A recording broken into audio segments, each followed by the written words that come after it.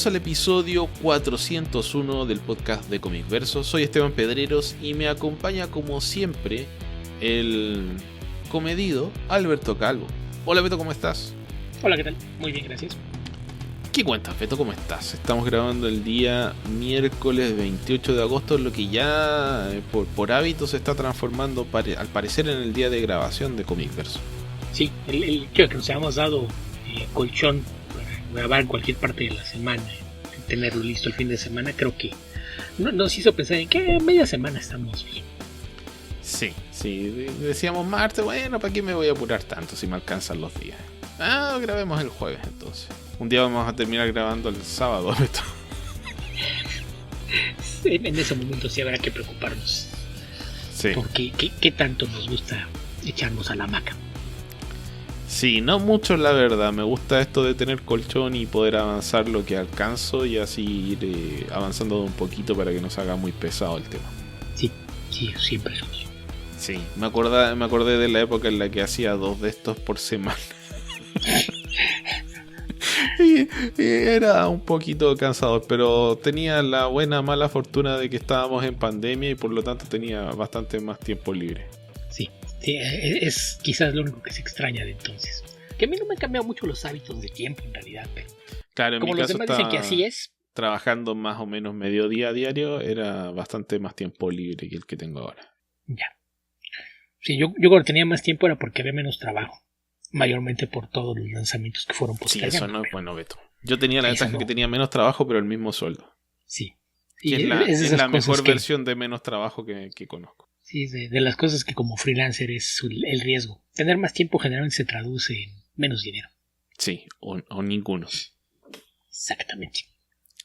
Ok, Beto, ¿qué te parece si empezamos a responder las preguntas de nuestros oyentes, auditores, escuchas?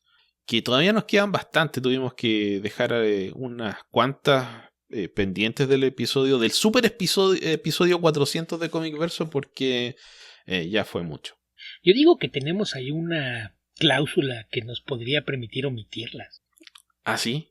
¿Cuál sería la cláusula? Sí, porque cuando pedí las preguntas para el número 400, el texto que publiqué ahí en Twitter tiene una hora. Y puse ahí claramente: hablen ahora, entonces puse o en las próximas 27 horas o callen para siempre. Y todas las preguntas de Gaider cayeron como 27 horas y media, 28 horas después. Técnicamente no tendríamos obligación de contestarlas. Puede ser. Está en los términos y condiciones. Digo, nunca nos hemos apegado a ellos, pero ahí están. Bueno, pero hay algunas que les podemos dar salida rápida, así que vamos por partes, Beto, y empecemos a responder las preguntas que nos llegaron esta semana y un poco de la semana anterior. Ok, entonces partamos como de costumbre por Discord, que es donde tenemos actividad más variadita, aunque sean los sospechosos habituales, y partimos con Tío Coy, que pregunta: ¿qué opinan de Electra Live Seguin? Bien, ¿qué opinas tú, Beto? Muy buena obra, el arte me gusta bastante, ¿sí? Algo que sí creo que es recomendable. De esas cosas que se cuestiona por qué existe, que básicamente fue: oye, el personaje está muy popular, necesitamos revivirlo. Tráelo de vuelta. Entonces, el origen puede ser cuestionable, pero me parece que la obra es buena. Ok. ¿Qué más, Beto? ¿Qué más? De ahí saltamos a Abraham Ramírez, que nos dice: ¿han leído algo de Marshall Law, de Pat Mills y Kevin O'Neill? ¿Recomiendan algo de esta historia? Yo no. ¿Y no lo has leído o no lo recomiendas? No lo he leído. Ok. Yo sí he leído bastante de eso, no creo que todo, pero sí bastante. ¿Y qué tanto lo recomiendo? Pues aquí dependerá mucho de tus gustos de lectura. Que esto es algo que temáticamente hablando pues va muy en línea con mucha de la producción de la 2000 AD. Vamos, si te gustan historias como Road Trooper, Strong Tip Dog o Judge Dredd, muy probablemente te va a gustar Marshall Law. Es un cómic hiperviolento que tiene muchos elementos de crítica social, en particular críticas duras al fascismo y regímenes autoritarios. No sé por qué los británicos tenían esa fijación a finales de los 70 o principios de los 80. No se me puede ocurrir alguna razón. No creo que tenga nada que ver con los regímenes que tenían vigentes. No es como si algún personaje se parezca a Margaret Thatcher, ¿no? O sea, ¿cuál sería la relación? No hay ninguna. Imposible. Pero sí, si te gustan esas clases de historias, muy probablemente te va a gustar. Aunque también puede depender de qué tanto es el estilo de Kevin O'Neill, que a mí me encanta, pero sé que hay gente que esa particular forma de formar y caricaturizar las cosas, hay gente a la que le molesta, a mí me encanta, pero si te gusta el arte de Kevin O'Neill y tienes interés por esa clase de historias, que si no mal recuerdo Abraham es medio fan de Just Dredd, muy probablemente te vaya a gustar. Ok. ¿Qué más, Beto? ¿Qué más? ¿Qué más? De ahí tenemos después de Arturo López, que pregunta, ¿les gusta Batman Arkham Asylum? ¿Por qué creen que es una obra tan polarizante? Mira, cuando la leí originalmente, hace, no sé, unos 30 años de haber sido, Beto, es como del 88, 89. Yo la debo haber leído por ahí por el 94, 95 probablemente. Me gustó mucho porque era joven e impresionable. Entonces, tiene varios elementos que son llamativos. También uno tiene menos conocimiento de muchas cosas. Por lo tanto, lo que sea que suene medio extraño, suena bien. Y estaba muy, muy, muy fascinado con el trabajo de Morrison. Me había hecho fan de Animal Man. Entonces tenía todos los elementos a favor para que me gustara mucho ese cómic. Por supuesto que el trabajo de... ¿Simon Beasley o Grant Morrison? No, de Arkham Asylum, Beto. Dave McKean. El trabajo de Dave McKean también era distinto de cualquier cosa que hubiese visto antes a esa altura. Entonces, sí, me generó toda esa, no sé, sobrecarga sensorial que me atrajo mucho.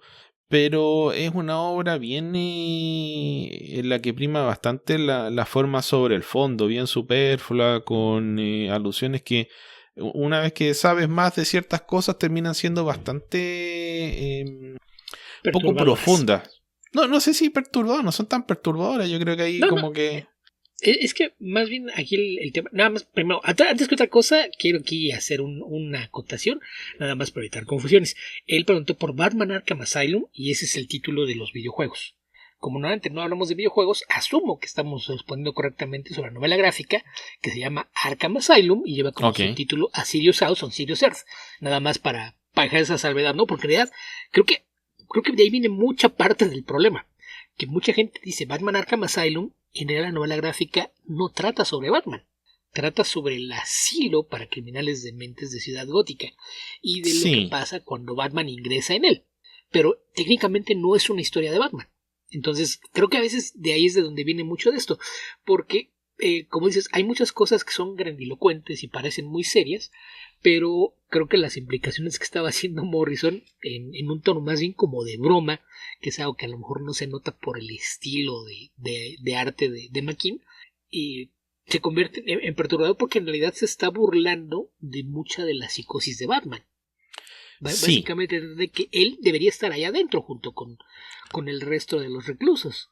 Y yo creo que ese es un elemento complejo a la hora de tomarte en serio a Batman, pues, tomártelo en serio dentro de la idea de un superhéroe. O sea, en la medida que lo transformas en uno más de los locos de Gotham, se te derrumba en la mitología del personaje. O sea, tienes que tener una separación clara entre Batman y los villanos a los que combates. Si los mezclas, los pones todos en el mismo saco, no deja de tener sentido, se vuelve una sátira de sí mismo.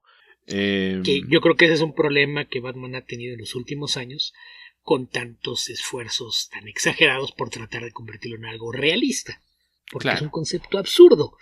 Que ahorita, por ejemplo, por ahí aparecieron comentarios en nuestro Discord con quejas sobre el nuevo logo de la versión absolute del personaje, ¿no? Que es una versión súper abstracta del murciélago, que se ve casi cuadrado, nada más con algunas puntas indicando la forma del murciélago. Es una super abstracción que visualmente no me molesta. Pero lo que más me extraña cuando veo todas estas discusiones y que incluso algunos fans iniciaron una petición para que James Gunn intervenga y cambie ese maldito logo que no les gusta, que me parece de las cosas más ridículas que pueden hacer estos niñombres que se dicen fans. Hay gente que no entiende nada, si ese es el problema. Pero te digo, es parte de lo que ha pasado, lo que he dicho. Toda la gente que malentendió lo que hizo Miller con el personaje y lo quieren hacer ultra serio. Sobre todo cada vez que ves que te hacen una nueva versión, todo el mundo juega con la misma idea. El tener a Batman que surge como una leyenda urbana que nadie está seguro de que existe. Y yo pienso en eso, y ves los logos, y en realidad son abstracciones muy reducidas de los logos básicos, que cuando los analizas un poquito te das cuenta de que es estúpido que le estés dando tanto peso. En el caso de Superman se supone que es el escudo de armas de su familia. Y después tengo con la tarugada esta de que era el símbolo de la esperanza y tonterías por el estilo. Omitamos eso, trae una S gigante porque es super, y esa es la razón de que traiga esa S originalmente. Y tan absurdo como es parte del encanto de lo que tienen los superhéroes. Pero cuando tratas de o sea, mira, como parte del origen. Detengámonos un momento en eso, porque, a ver, el personaje es bien simple y lo que tiene en el pecho es una S que significa Superman. Punto. Ese era el origen. En algún momento a alguien se le ocurrió darle una vuelta y decir, ya, es una, no sé, que sería una especie de kanji kryptoniano que significa, o sea, que representa la casa de él. Ya, perfecto. Una forma de unir los dos conceptos, kryptoniano, etcétera, le damos un poquito más de solemnidad, ya. Pero cuando vuelves a decir, no, este símbolo en mi planeta significa esperanza, Man of Steel, imagínate lo pelotudo que tiene que ser alguien para decir tengo poderes y me voy a pintar esperanza en el pecho porque eso es lo que quiero representar para la gente. Pero no les voy a decir qué significa eso, así que tampoco va a ser subliminal. En fin. Pero es que, fíjate, si querías hacer algo como eso, nada más basta con que lo enuncies distinto. La S es de Superman, ¿ok? Pero Superman se entiende a sí mismo como un símbolo de lo que el hombre podría llegar a ser si busca ser su mejor versión. Y al entenderse como símbolo, es importante que tenga una imagen que la gente pueda ubicar. Entonces, eso hace que se convierta en un... donde entiendo que, perdón Beto, que debe haber una diferencia entre el mensaje meta y el personaje, porque cuando el personaje se cree que él es un mensaje meta se transforma en Elon Musk, y eso no puede ser Superman. No necesariamente, porque no lo hace de forma cínica. Es inocente, está aquí para dar un ejemplo, para demostrar que el hombre puede ser bueno.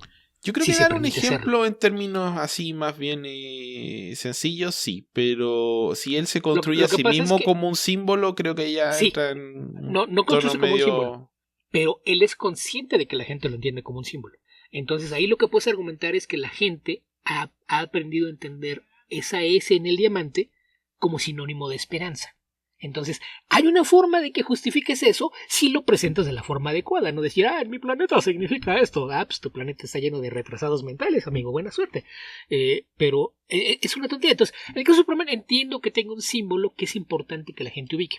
En el caso de Wonder Woman, ese nombre se lo pone la humanidad cuando ella llega como embajadora de Themyscira. Entonces, ¿por qué carajo su armadura tiene una doble W? Es un absurdo sin sentido.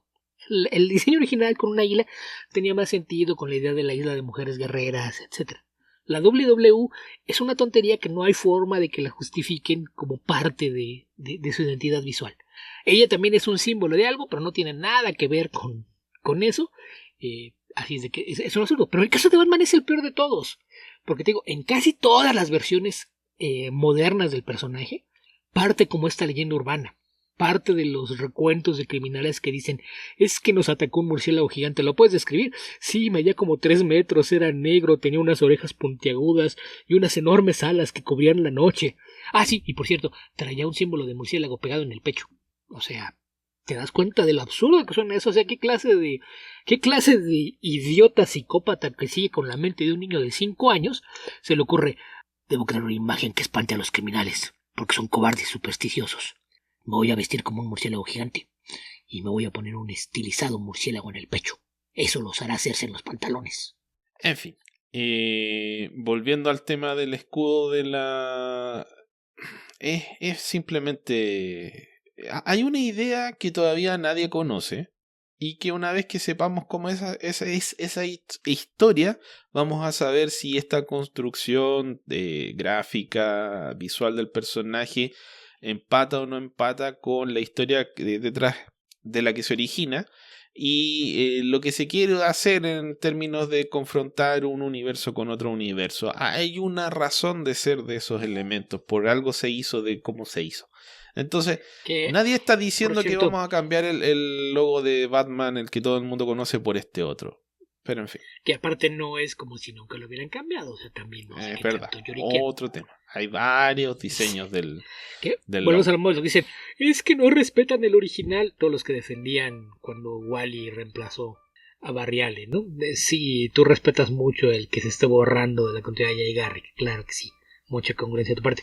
Y además, hoy justamente me encontré con una imagen, algunos bocetos de lo que estaba haciendo Nick Dragota cuando hizo el diseño, y al parecer este murciélago casi cuadrado que trae en el pecho es una placa de metal que la puede remover del traje y utilizarla como un hacha de guerra, lo cual hace que cambie completamente el concepto de qué es lo que trae ahí, porque el hecho de que tenga una función creo que hace que sea mejor que, ay, sí, traigo un estilizado diseño de murciélaguito en el pecho para darle más miedo a la gente.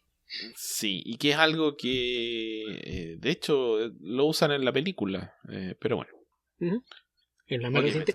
Ya me perdí. ¿Cuál era la pregunta? Estamos hablando de los simbolismos de cómo se interpreta Batman a causa de Arkham Asylum y por qué polariza. Pues polariza por eso, porque aparenta ser algo mucho más profundo de lo que es, y una vez que tratas de ahondar un poquito en las cosas que te dice, Batman sale mal parado. Esa es la razón por la que polariza muchos fans. Sí, o sea, tiene una especie, tiene una cubierta que da la impresión de que fuese una obra mucho más compleja de lo que es, y resulta que no lo es tanto. Los simbolismos tampoco están tan bien trabajados. Entonces, al principio yo recuerdo haber gastado mucho tiempo en tratar de hacer una interpretación y buscar las letras, qué significaban las cartas del tarot y cada una de las escenas y bla bla bla, y trabajé harto rato en eso porque juraba que iba a encontrar algo. Después me di cuenta que, bueno, el mensaje es bien simple, es lo que dijo Beto, es confundir a Batman con los villanos. Batman también está loco, bla bla bla, y hay todos estos elementos y la vieja idea de que está esa especie de no sé cómo llamarlo, Beto, pero sería algo así como un romance homosexual platónico entre Batman y el Joker. Donde no sé si llegué a romance, yo lo dejo en tensión homoerótica entre ambos. Ok, tensión homoerótica entre Joker y Batman, que son unas teorías que ni siquiera son de Morrison, pero Morrison agarró todas esas cosas y las juntó lo que suele hacer en el Batman Arkham Asylum. Ideas que le parecen interesantes, piensa en construir una historia alrededor de ellas, integrarlas, agregar algunos simbolismos, algunos como chistes internos que a veces solamente él entiende, otros sí pensando en términos cabalísticos y demás, pero a veces también creo que la reputación que tiene Morrison hace que la gente quiera leer de más en las cosas que hace, cuando es evidente que hay ocasiones en las que solo está buscando divertirse. Sí, y que, bueno, no sé, a veces cuando metes demasiados ingredientes en la comida no resulta algo más interesante, sino que termina siendo que mezclaste muchas cosas. Y ese es un problema que tiene tanto cocinar como escribir. El ejemplo más claro es: piensa en un buen filete. Le agregas algunas especias y es muy sabroso. Le pones demasiadas especias, vas a perder todo el sabor del filete. Sí. Así que eso. Beto, sigamos con la siguiente pregunta. Creo que nos fuimos muy por las ramas con acá. Pero estuvo divertida la desviación. Y si nos estaban preguntando por el videojuego, he jugado el 1, el 2, tengo el 3 pero no lo he jugado, y el 4 todavía no me lo compro. Me parecen buenos juegos, sobre todo el primero. Y eso. Yo no creo que hable del videojuego, porque el videojuego, según yo, no es polarizante. A todo el mundo le gusta. Yo no ubico ni las portadas. Yo creo que los últimos son más polarizantes porque no han sido bien recibidos por todo el mundo. Pero el primero y el primero sobre todo fue muy aclamado en su momento por la crítica y por los jugadores. Ok. Entonces, continuando con las preguntas, Abraham Ramírez dice: yo comencé a leer cómics a principios de los 90 y siendo un pequeño niño impresionable, los diseños de tiempo tienen cierto sesgo nostálgico para mí. Debo admitir que aún me gusta el diseño de Cable, siempre y cuando no lo dibuje Liefeld. ¿Hay algún diseño de ese tiempo al que Esteban se refirió una vez como esteroides con cromo que les guste o que crean que funcione en la actualidad? Yo dije eso, qué ingenioso de mi parte. Yo no me acuerdo, la verdad, no sé. No sé si ahora, tal vez en esa época sí, pero no me acuerdo bien. Es que aquí el tema es: cuando hablan de diseños noventeros, todo el mundo se remite a lo que sea Liefeld. Que no hay uno solo que funcione fuera de Cable. Que con Cable lo entiendes porque es un soldado. Y como tú mencionas por ahí más adelante en unas preguntas, probablemente trae tantos bolsillos porque trae un montón de municiones y equipo militar. Que los militares vemos que traen mochilas llenas de bolsillos y cinturones por el estilo, porque traen muchos artefactos que utilizan para su trabajo. Entonces, en el diseño particular de Cable es algo perfectamente entendible porque va con una función, que es lo que tendría que tener un uniforme. Por ejemplo, cuando Jim Lee empezó a llenar de bolsillos los trajes de los X-Men, no se entendía, porque más allá de Forge, que quizá trae algunas herramientas, yo no entiendo quién más necesita traer bolsitas en el muslo, además, que no es un lugar tan práctico como para buscarte cosas. Entonces, sí creo que son elementos hubo muy corrientes absurdos. contrarias también, por ejemplo, bueno, también estuvieron de moda las chaquetas en los 90, no solamente los de repente bolsillos. todo el mundo se ponía una chamarra encima del uniforme tradicional de spandex. Tengo la idea de que lo empezó, no sé, pero tal vez lo empezó... No creo que haya sido Animal Man el que lo empezó, pero tal vez sea uno de los pocos, o sea, uno de los personajes que ya empezaron a explotar esa tendencia. Pues después Captain Britain tenía chaqueta, de Rey, Starman, etc. Gambit rompía porque él era la gabardina larga en lugar de una chaqueta. Claro, más como de aviador, que es la que traen casi más como todos. Hellblazer, más como John Constantine. Ajá, que yo recuerdo que creo que Fabián Nicieza lo dijo alguna vez, pues se puso de moda y si todo el mundo piensa que es cool mayormente por Gambit, pero como todas las modas va a pasar. Dice, yo lo único que tendría que hacer es hacer que Speedball empiece a usar una gabardina y van a ver cómo pasa de moda de inmediato. Yo creo que el diseño de Gambit me gustó bastante en su momento. Funcionaba muy bien. Pero cuando vi la película de Deadpool hace un rato, me dio mucha risa todas las veces que aparecía Channing Tatum. Lo incómodo que se veía ahí con esa... Manobrando con la gabardina, sí, es algo que parece muy poco práctico. Para no solo la gabardina, sino que esta pieza del cuello que se ve como innecesariamente estática y que no cumple ninguna función. Que esa es la otra cosa que nunca entendí qué función tenían. También estas caretas como de boxeador amateur que Liefeld le pone a todos sus personajes y que le hace a este tipo también de máscaras que, sí es una máscara pero no te cubre la cara. Y entonces, ¿para qué sirve? Nada más te mantiene el cabello alejado de los ojos y de las como orejas, estilo pero fuera de eso... Shatterstar, ¿no? Ajá.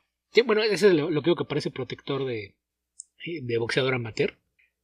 Pero por ejemplo, esta de Gambit, que es también similar a la que traía Havoc cuando hicieron los uniformes de X-Factor. Es un tipo de máscara que no tiene ninguna función, o sea, como ¿para qué o qué? ¿Qué sirve que traigas eso? Es como hacer una versión inversa de una máscara, dejar descubierta toda la cara y cubrir los contornos. Yo creo que visualmente como para sujetarte el cabello porque lo trae libre. Sí, de repente se ven bien, pero no. Cuando se trasladan a la vida real te das cuenta que son bien ridículas. Sí, y que en teoría el diseño de un uniforme pues tendría que ser una respuesta a su función. Y creo que es el tema con muchos de esos uniformes noventeros que no funcionan porque entre más pasa el tiempo y lo sigues viendo te das cuenta de que no tienen sentido y parecen cosas poco prácticas. Insisto, el de Cable funciona por el pasado militar del personaje y lo entiendes de muchos. Por ejemplo, se puso también mucho de moda los que tienen piezas de Cyborg, ¿no? En el caso de, por ejemplo, de Deadshot, lo del ojo biónico que encaja. En el caso de Deadlock igual es un Cyborg, entiendes que tenga esa apariencia. Que después tratar de hacer lo mismo con la mitad de los personajes a tu disposición. Pero Deadshot no tiene un ojo biónico, tiene una mira. Bueno, no, es la mira esta electrónica de alta precisión. Eso. Es como una prótesis adicional al ojo real que tiene debajo. Pero es algo que no tiene sentido. Pero tampoco podemos generalizar, porque por ejemplo, de esa misma época tienes personajes que sus diseños son muy buenos y perduran. ¿Por qué no siguen esas modas? ¿Ves, por ejemplo, el diseño de Max, que es más simple y no tiene ninguna complicación? El de Madman, por ejemplo, que también es un homenaje a los héroes clásicos de cómic. Y funcionan. Entonces, sí. Yo creo que... De repente habían, o sea, no de repente que... hubo varios diseños bien inspirados que perduran de una u otra forma. Por ejemplo, el que me gusta mucho a mí fue el de Rey, que hizo Quesada para DC. Otro diseño de Quesada que me gustó, pero que era demasiado complejo y que lo eliminaron y después hicieron otro más enredado. El de Azrael. Sí. En fin, creo que el que hicieron después, no me acuerdo quién fue, parece que fue Vince Yarrano. Cuando lo transformaron en Batman, ese no me gustaba, ese era bien malo. ¿La armadura de Batman? Sí. ¿El Last Bats? Es horrible. Sí. y ni siquiera es funcional. Tú entenderías que, sobre todo por cómo se construye la historia, que le va agregando piezas al traje sería algo mucho más orgánico y funcional, y no, la verdad es que es horrible y no funciona por donde quiera que lo veas. Ok, ¿qué otra pregunta tenemos, Beto? Ya nos detuvimos demasiado en esto. Después pregunta, ¿qué guardaban en los bolsillos de los uniformes? ¿El efectivo? ¿El sándwich? ¿Las llaves del auto? Esteban, quiero aclarar que está hablando de los uniformes de estos seres, no de tus uniformes de escuela. Sí, yo agarré esto por cualquier lado, Beto, pero ya respondiendo a la pregunta como fue pensada, municiones, más armas, obviamente. Si estás armado hasta los dientes y tienes bolsillos, son solo para portar más armas y repuestos para arreglar tus armas o cargarlas.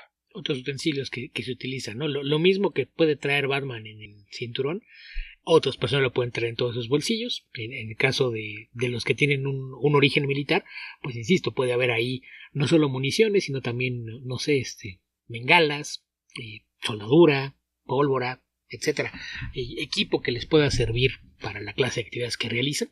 En el caso de Foggia mencionaba las herramientas, y un tema de muchos bolsillos pero que no funcionaba igual.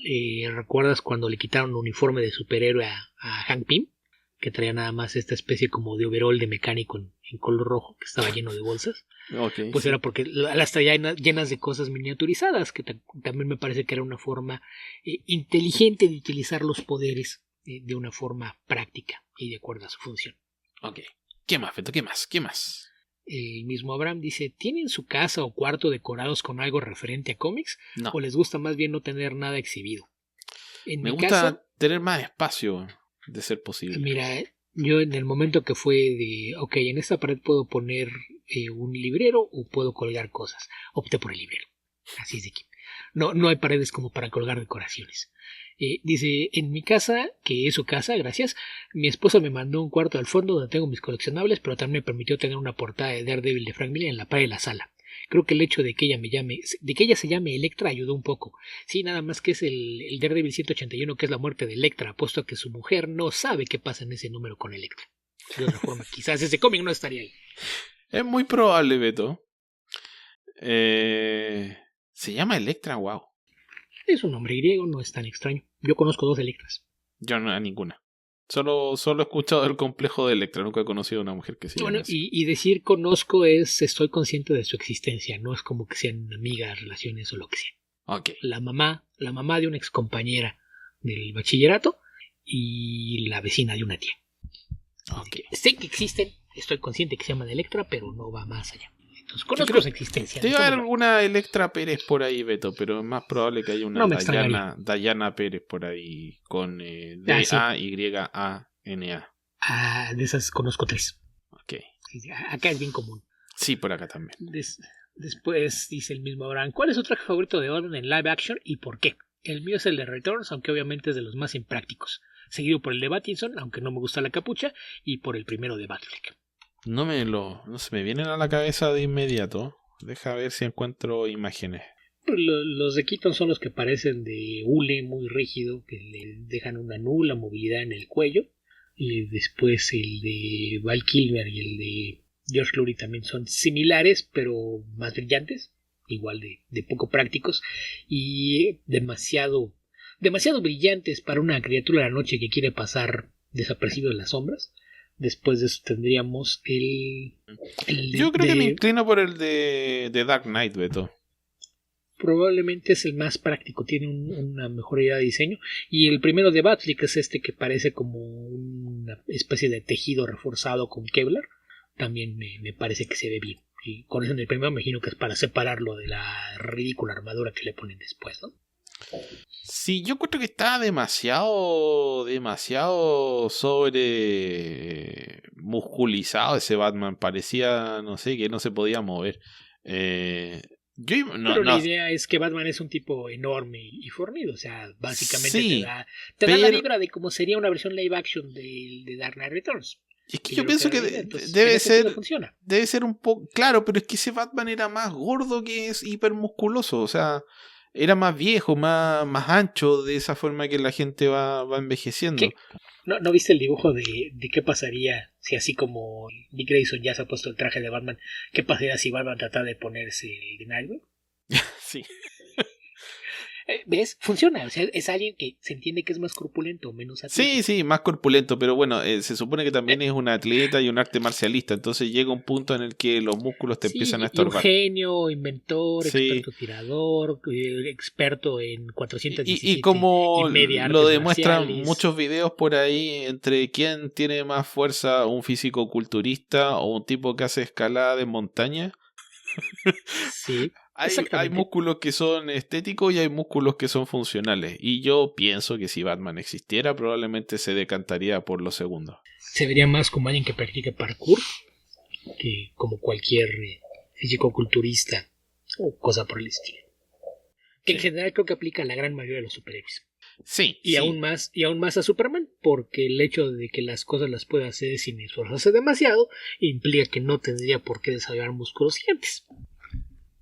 Así es. O tendría que estar ahí, no sé, levantando la luna todos los días. Probablemente. Ok, ¿qué más, Beto? ¿Qué más? Nada más ahí como acotaciones. Arturo López, que le gusta el de Batfleck, y JJ 2049, que igual. Y en segundo lugar, aunque sea impopular, el Son of Fate de Kilmer, que me parece horrible. Mira, lo que pasa es que hay una escena que le encanta a la gente que le gusta el Batman de Batfleck, que a mí me desagrada absolutamente, que es la escena donde Batman va a rescatar a la mamá de Superman y agarra a los tipos que la tienen secuestrada y los entierra de cabeza contra el suelo y los revienta contra las murallas. ¿Puedo sugerir que las empecemos a llamar Marta 1 y Marta 2? Ok. Marta 1 es la de Superman y Marta 2 la de Batman. Entonces cuando va a Batman a rescatar a Marta 1, es que Marta 2 atormentado por el recuerdo de Marta necesitamos mencionarla de que está muerta. Listo. Asterisco, eso, Marta 2 pero muerta. es que puedes decirlo así como Batman pase a rescatar a Marta 1 atormentado por el recuerdo de Marta 2. Ok. Entonces, esa escena que yo sé que despiertan las emociones de combatir el crimen y todo, no sé, todas esas sensaciones de fantasía, de violencia, de devolver la violencia que recibe o que uno teme recibir respecto del crimen, no me parece que sean, no sé, tal vez a los 15 años me habrían gustado más, pero creo que rompen el límite de lo que debería ser un superhéroe, una representación de un superhéroe como Batman en pantalla. Porque ni siquiera es como la violencia de, no sé, de Iron Man, que Iron Man si mata porque está salvando gente, está dentro del contexto de una batalla. Aquí es como que Batman se está entreteniendo moliendo a la gente a palos, y eso creo que ya pasa al lado del sadomasoquismo prácticamente. Del por qué debería estar en Arkham. Y ese es un problema si lo dejas, si te dejas llevar e ir por esa corriente, eso pasa a ser un problema del personaje. Sí, a menos que hagas algo para partir de ese punto, de alguien que está buscando venganza, y lo hagas crecer, ¿no? Que lamentablemente aquí no había un director, un guionista capaces de pensar tan a fondo. Sí, se dejan llevar por la fantasía de venganza. ¿Qué más, Beto? ¿Qué más? Después de eso, Arturo López pregunta: sé que no son sus guionistas favoritos, pero si fueran un artista y Robert Kirkman o Mark Millar les ofrecieran un trato para dibujar una serie o novela gráfica de ellos, y sabiendo que generalmente hacen mucho dinero, ¿con quién se irían a trabajar? Ok, Beto. Teniendo en cuenta que Robert Kirkman se queda con todos los derechos y no sí, una cosa es te paga el trato bien que te solamente ofrece por trabajar, y otra lo que te cumpla. Sí. Y en teoría, de acuerdo a lo que conozco de los tratos que ofrece Mark Millar, preferiría un trato de Mark Millar. En cualquiera de los dos casos sería algo en lo cual tendría que ofrecerme mucho dinero porque tendría que vender el alma. Pero si me pones en esa disyuntiva, creo que preferiría un trato con Mark Millar. Yo creo que preferiría seguir viviendo tan escuetamente como hasta ahora, porque sí, puedo ser todo lo mercenario que quieran, sobre todo en los últimos tiempos, que lo hemos incluso agarrado a chiste, pero también me queda dignidad y no, jamás. Además, yo escribo, no dibujo. ¿Por qué querría hacer cosas con él? Okay. Insisto, con Kirkman, probablemente te ofrecería un muy buen trato, pero exactamente qué tanta diferencia habrá entre lo que te ofrezca y lo que te cumpla. Bueno, Beto, reza para que no altere este trato aún más. Que eso me recuerda que ya modificaron el meme del gatito. Okay. ¿No lo has visto? No. ¿Qué más, Beto? Y dice así como seguiría: ¿a quién considera el mejor escritor? Kirkman, de calle, no hay competencia. Puede ser una basura como persona, pero es mucho mejor escritor que Mark Millar, que nada más apesta por la vida. Sí, tal vez Millar tuvo potencial algún día, pero ya lo dilapidó y punto. Desde el punto de vista de escritor, no. Millar vivió de colgarse de Garth Ennis, de Grant Morrison y de Warren Ellis durante muchos años, y vive ahora de las rentas, pero ya no le queda nada de crédito de todo eso que se colgó de la gente que llegó antes que él. Ha demostrado que no era tan capaz. O por lo menos ya no le interesa. ¿Qué más, Beto? ¿Qué más? Con eso acabamos con las de Discord. ¿Quieres pasar entonces a Twitter, donde nos quedaron algunas pendientes de la semana pasada, que son las que técnicamente no estamos obligados a responder? Ok, Beto, vamos. Hagamos todo lo que podamos. Ok, Haider Abdul, ¿nos pueden contar alguna anécdota personal de algún cómic que les hará transitar por algún momento de la vida? Yo recuerdo cuando llegaba a casa leía el Daredevil de Bendis Malev y al menos mi vida no era tan mala como la de Matt. Eso sería algo así como un cómic de autoayuda, ¿no? No dirigido a eso, sí, pero la circunstancia. Lo que pregunta sí, pero el ejemplo que él pone más bien va por el lado del escapismo y la fantasía, entonces. O de la autoconmiseración, o sea, la conmiseración. No se me ocurre. Yo, mira, creo que los momentos bajos de mi vida los tengo más asociados a la música que a los cómics o a los libros. En general, yo creo que si se trata nada más de hallar un respiro de la realidad, poder evadirte por un rato tus problemas, casi cualquier cosa que tengas como entretenimiento te va a servir. Ver una película, una serie de televisión, leer un cómic, un libro, escuchar música, creo que todo funciona del mismo modo. Entonces, en ese caso, pues sí, cosas que te gusten, o hay el caso específico que tú puedas tener de qué te ayudaba a pasarla mejor, y no necesariamente aplicar a los demás, porque la experiencia de vida o de las cosas que te tranquilizan, calman o algo similar, pues es muy muy distinto. Y se trata nada más de escapismo, pues eso, cualquier cosa que normalmente disfrutes. Y lo de transitar algún momento de la vida, yo muchas veces he comentado lo importante que fue después de mis padres el descubrir a Spider-Man, pero pues más allá de eso no sé, y es algo que he comentado muchas veces como para volver a ahondar ahorita. Sí, no, hay cómics que me gustan mucho y que tal vez, pero no tengo ese mecanismo de recurrir o refugiarme en un cómic o en uno en particular. Tal vez sí el leer cómics en general, pero como dije, creo que lo asocio más a la música. La música creo que va más con momentos de tanto de alegría como de tristeza para mí. Ok. Después el Mogaider dice, ¿nos pueden recomendar un cómic que sea muy muy bueno, pero que ustedes crean que no muchas personas se hayan leído o no sea tan famoso? No sea tan famoso. A ver, que no hayan leído mucha gente, yo creo que podría ser el de, ya que se publicó el Artist Edition de Mazzucchelli, la novela gráfica de Mazzucchelli, esta del arquitecto Asterios Polyp. Porque, bueno, tampoco es que sea mi cómic favorito, pero sí es un cómic bastante interesante, bastante bueno y más bien poco conocido. Y en la misma beta te diría que uno muy bonito que le va a gustar, creo que a la gran mayoría de las personas que lo lean, es The Fifth Beatle, que lo comentamos ya hace varios años con Beto. En fin, hay varios cómics que hemos comentado. Es la clase de cómic que si tienes esos amigos que nunca han leído un cómic pero son muy fans de los Beatles, ese puede ser el punto de entrada. Sí, y tiene un dibujo de Robinson que es muy muy bueno. ¿Qué más podría ser, Beto, que no sea tan conocido? A mí es que lo de que no sea tan conocido pues es un decir, ¿no? Porque por ejemplo, la menos los escuchas son más dados hacia el lado de los superhéroes. Entonces a lo mejor podríamos pensar que cosas como Strangers in Paradise o Bone a lo mejor no están dentro de su círculo de lecturas. Uno que yo no me canso de recomendar y no sé qué tan famoso sea, pero sé que no lo ha leído ni de cerca la cantidad de gente que debe leerlo, es Usagi Yojimbo. Si nos vamos al cómic independiente, lo van a Rockets. Y Usagi Yojimbo puede que los asuste porque todavía sigue, pero creo que podrían leer Grasscutter.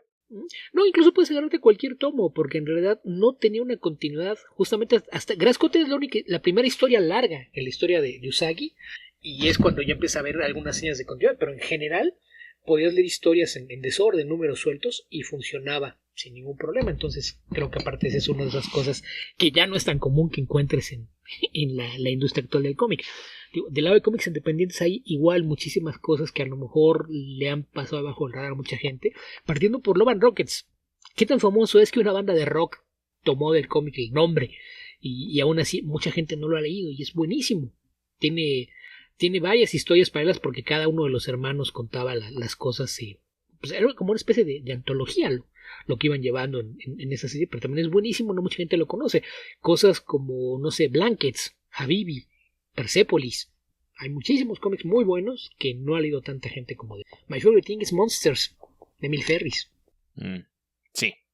Ok, con eso ya tenemos bastante. ¿Qué otra pregunta, Beto? Y el mismo gallo dice, ¿nos pueden recomendar un cómic? No, la acabo de leer. Después dice, aunque yo no estoy muy de acuerdo con la lista negra de Beto, me da mucha gracia cada que la mencionen. Además de Mark Millar y Tom King, ¿nos ponen una actualización de esta lista? ¿Cuántos artistas y dibujantes están ahí? ¿Ya incluyeron a Neil Gaiman? Ok, uno, no es una lista como tal, no es algo de lo que yo lleve cuenta, nada más es como una nota mental de no me interesa leer cosas de estos tipos. Y por lo tanto no puedo dar una actualización, porque a lo mejor algunos hay, me acuerdo hasta que vuelve a aparecer por ahí, asoma la cabeza y me acuerdo, no, este tipo no leo. Entonces, ¿cuántos artistas y dibujantes hay? No lo sé. Y dibujantes realmente no hay muchos que estén vetados, hay algunos por cosas que hicieron fuera del medio, títulos personales y demás, pero no sé, no, insisto, no es una lista como tal. Yo creo que Neil Gaiman, aquí esto es algo que medio comentamos ya en un par de ocasiones, no hay suficiente información para saber qué, entonces pues tentativamente está todavía en zona gris. Sí. No, creo que serían principalmente eso. Hay algunos que rozan la lista negra, pero tal vez volvería a leer algo de ellos. Yo tengo la lista negra principalmente a Mark Millar y Tom King. Tom King incluso diría que puede que lea algo más de él, pero Mark Millar no. Mark Millar ya lo deseché completamente. Nunca más. Sí, yo, pues los que son así, los de que son pues Millar, que lo he dicho, lo leo porque me pagan por hacerlo. Tom King, ya hay cuestiones personales, declaraciones que ha hecho y demás, hicieron que no me importa que tenga proyectos con artistas que me gustan mucho, decidí que no, gracias, nunca más. Y de los que son por gusto, pues obviamente Jeff Jones y Rob Liefeld están ahí de cajón, y porque si ya les di varias oportunidades y nunca la pasaron, no tengo por qué seguir perdiendo el tiempo. Sí, la vida es corta, Beto, a pesar de todo el tiempo que demora uno en llegar al final. Así ¿por qué que, darle ¿para otra qué? oportunidad y perder unas horas de mi vida que pueda dedicarle a algo que hay una posibilidad de que disfrute? Sí. Ni siquiera para que se rían mientras despotrico. ¿Qué más, Beto? Después dice, Paul Jenkins es uno de mis escritores favoritos. ¿Qué les parece su etapa en Hellblazer? No lo he leído completa y lo poco que leí me gustó. No lo leí en Hellblazer. En general no me gusta tanto Paul Jenkins. No, tampoco lo encuentro malo. Creo que tiene algunas buenas historias, pero no me llama la atención. Si me dicen, oye, léete algo y está Paul Jenkins, como que no es la primera opción que voy a tomar. A mí me parece un escritor ligeramente arriba del promedio. Tiene varias obras mediocres, algunas buenas, pero no me parece igual que sea alguien particularmente brillante. Y su etapa en Hellblazer me parece de mediana a pobre. Bastante olvidable, la verdad. Creo que, insisto, no comete el mismo error que Azarelo de sacarlo de Inglaterra, pero sí me parece que no tiene el bagaje cultural, al no ser británico, de entender muchas de las implicaciones de lo que tiene el estar en las islas. Entonces creo que eso hace que le reste mucho en comparación con muchísimas otras etapas brillantes que ha tenido el título. Entonces me parece de mediana a pobre. Sí, creo que tuvo un periodo de fama donde se lo trató de elevar a un rango que creo que nunca alcanzó, que sería, en mi opinión, más o menos finales de los 90 hasta mediados del 2000. Más o menos. Pero eso, no creo que haya nada de malo con su trabajo tampoco, pero porque no... lo pusieron en proyectos de muy alto perfil, claro, como para tratar de elevarlo. O sea, pero... en algún momento trataron de decir que los Inhumans de Paul Jenkins y Jay Lee eran, no sé, la siguiente gran obra del cómic. Y está bien, pero... Es una buena serie, nada pero más. pues si es una lista de 20 clásicos, no hacen el corte. No. ¿Qué más, Beto? Eso. Después dice, quisiera que esta fuera la última pregunta de este programa. Pues este era para el programa anterior, chavo, entonces no hagas exigencias. Llegas tarde y todavía tratando de arreglarnos la escaleta. Pues, No sé si respeto. nos vamos a acordar cuando el momento llegue, porque probablemente será intempestivo, pero... No, la quería como la última pregunta del episodio 400. No, yo entendí Digo, que la quería como o sea, que respondiéramos la última pregunta del podcast, cuando se acabe el podcast algún día. no, o sea, cuando dice de este programa se refiere al episodio. Porque si sobre todo este tiempo haciendo Comic Verso valió la pena, si no hubiera valido la pena en algún momento, ya no existiría. Sí. ¿Qué más, Beto? ¿Qué más? Mira, por lo Ya menos después ahí valió nos la dejan nada pena más para nosotros. Creo que eso es lo Sí, importante. que a fin de cuentas es la razón por la que lo seguimos haciendo. Ya que fracasamos en el intento de monetizarlo, que no era la intención primaria, como ya explicamos, la única razón para seguirlo haciendo es que a nosotros nos sirve como escapismo, como diversión, porque son temas que nos siguen gustando, etcétera. Entonces se hace de una forma egoísta, pero yo soy de la idea de que muchas de las mejores cosas que te encuentras allá afuera fueron hechas de la misma forma. Hace poco, por ahí alguien le preguntó, no sé quién fue, un director americano le preguntó a Hayao Miyazaki qué tanto influye en lo que piensa la audiencia cuando está escribiendo una obra. Miyazaki lo volteó a ver como, ¿de qué estás hablando, idiota? Jamás pienso en la audiencia. Si pensara en tratar de complacer a todo el mundo, jamás haría nada. No, y además que es una pregunta imposible de responder. ¿Quién demonios sabe Si, qué está si pensando realmente, todo el mundo si realmente eres respecto de un ti? artista, un creativo, es lo último que te pasa por la cabeza. Entonces, para nosotros vale la pena y por eso es que sigue existiendo. Y si hay gente que lo que nosotros hacemos en principio para nosotros les sirve de algo, es algo que nos agrada mucho, nos da mucho gusto que haya gente que comparta esto y que le sirva de algo escucharnos. Y pues eso. Y ya ahí cierra dando las gracias por compartir nuestros gustos con los demás y me vas a ver leer de cómics que sin ustedes nunca hubiera encontrado. Insisto, eso es lo que se convirtió en nuestra recompensa, saber que le servía de algo a alguien, aun si nunca se tradujo en alguna recompensa de otro tipo. Ok. ¿Qué más, Beto? ¿Qué más? ¿Qué más? Y con ese acabamos con sus preguntas atrasadas. Hay un par de nuevas y tenemos una en YouTube. ¿Te parece si le damos a la de YouTube?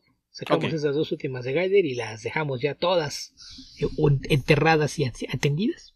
Me parece, Beto. Muy buena idea. En YouTube tenemos de Segangolo 72826 que dice: Hola, los llevo siguiendo ya desde bastantes años. Acá algo un poco más por Comicase, pero esta apenas es la segunda vez que escribo. Muchas gracias a los dos por seguir en esto. Disculpen la pregunta, ¿les gusta Lady Death? Solo he visto la película de 2005 y no me gustó. ¿En el cómic la historia es mejor? ¿Se hace más interesante? ¿Algo que nos puedan recomendar? Saludos y gracias. ¿Hay una película de Lady Death, Beto? Yo no me acordaba, la hay, que fue de que en la primera década de este siglo hay una cantidad de películas basadas en cómics de las que nadie habla y yo prefiero no hacer una lista y regresar a ellas porque no sé, nada más voy a decir que no sé cuál es peor, si la de Lady Death o la de Blood Rain. Ok. Pero son realmente malas. Yo leí un puñado de cómics cuando se volvió muy popular en los 90, aunque lo hice con toda la desconfianza del mundo porque me parecía que era solamente fanservice para Espérate. quienes estaban buscando erotismo en sus Lady cómics. Death es la de Javier Pulido, ¿no? Ajá. Esta mujer completamente blanca con un bikini negro como 3 tallas más chicas de lo que debía usar. Ya, sí. Sí, o sea, estaba... es que es una época... Yo la conozco más como comercial, ¿no? Nunca leí los cómics de Lady Death. Los anuncios que te aparecen de las tiendas de cómics. Exactamente, era uno de Venían los en todos los personajes que cómics, muchísimos. más impulsaban porque tenía todo un merchandising asociado. Igual que varios otros personajes de la época, o sea, trataba de competir con, qué sé yo, con Jean 13, Battle Chasers, Danger Girl, bla, bla, bla, etcétera, etcétera, etcétera. Pues de entrada todo esto, la animación de cómics ahí asociados, pues te das cuenta de que realmente eran, y tratando de dar implicaciones de que eran cómics de corte erótico cuando en realidad no lo eran, y la verdad es que las historias eran bastante malas. Yo debo haber leído quizás 3 o 4 cómics de Lady No, Death. era Brian Pulido, no Javier Pulido. Sí, Javier Pulido es otro artista que nada que ver. Sí. Y yo lo que leí creo que fueron 2 crossovers y un one shot y el inicio de alguna miniserie y todos eran malos. Malos, malos, malos. Así de esos de que, ok, acabo de despreciar 10 minutos de mi vida y no sé qué demonios fue eso. Entonces, no es para nada interesante. No hay siquiera una historia que contar en ellos. Y la película creo que incluso me parece asombroso que hayan logrado extraer hora y media de historia del personaje para ponerla en un solo lugar. Así de que Sí. nada interesante, nada que recomendar. Witchblade era otro de los personajes de esa camada de personajes. Pero era Pero justamente... Witchblade sí tiene una mitología un poquito más desarrollada. Sí, y no, una versión absolutamente de... más desarrollada, pero el punto y, es que la, en su y el esencia eran relanzamiento. productos similares, Ah, que sí, estaban dirigidos a sí, tratabas adolescentes de... con mujeres muy atractivas, con muy poca ropa. esperaban generar ventas a través de las hormonas hiperactivas adolescentes. Así es. Y por ejemplo, de Witchblade, incluso la versión, el relanzamiento que fue creo que también en 2005, justamente, con Ron Mars y Tim Seeley, es bastante bueno. Entonces, al menos ahí sí había una historia que contar. Con Lady Death, Purgatory, Sí, Blood Rain, pero etcétera, manteniendo nada. algunos elementos gráficos que la identifican, Witchblade se ha alejado mucho de la De lo que concepción era en un original de principio. Silvestri. Sí, sí, yo recuerdo que a un amigo lo amenacé con retirar el habla si repetía algo que escribió en una columna para un periódico de tienda de cómics que decía que Witchblade y The Darkness eran los pilares del cómic contemporáneo. Le dije, vuelves a repetir eso en voz alta y no me vuelvas a hablar, que la gente no sepa que somos amigos, ¿ok? O sea, no está de todo equivocado, pero no. Ya no, los pilares, no. O sea, perdón, sí está del todo equivocado. Después No, él no, quiere Pilares justificar que se no. Creo que refería Pilares le a, queda grande, pero sí se tuvieron refería a que eran una... puntos de referencia Sí, por nivel popularidad, que es un tema discutible, pero dije, ok, bajo esa premisa, las Spice Girls son la mejor banda musical del planeta. ¿Estás de acuerdo con eso? Y creo que ahí fue cuando decidió no seguir persiguiendo el argumento. ok. ¿Qué más, Beto? ¿Qué más? ¿Qué más? Pues ya, volviendo a las últimas dos preguntas de Gaider, en Twitter dice, estaba leyendo la etapa de Zdarsky en Daredevil. Apenas voy en el número 26, pero va bien. ¿Qué opinión tiene de esta saga? ¿Devil Reign es buena? ¿Su secuela también es buena? Y aquí es estas cosas que estoy pensando que es en que, esto me está gustando, pero es muy largo, ya no quiero acabar. ¿Me puedo saltar hasta el final? Mira, yo he Porque leído sí, bastantes personas que están bastante decepcionadas de Zdarsky. Yo me quedé en el primer volumen de Zdarsky, en la primera serie de Daredevil, y llegué hasta el final y me gustó mucho. Pero bueno, ahí, como dicen los gringos, tu kilometraje puede variar.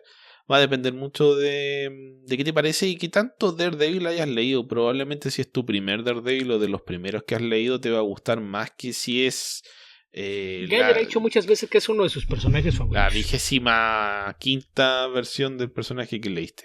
A mí me ha gustado hasta... De hecho, Mira, yo voy yo creo justamente que si te has leído todo Daredevil, probablemente hay cosas bastante más malas que lo que ha hecho Zdarsky. muchas, muchas, muchas.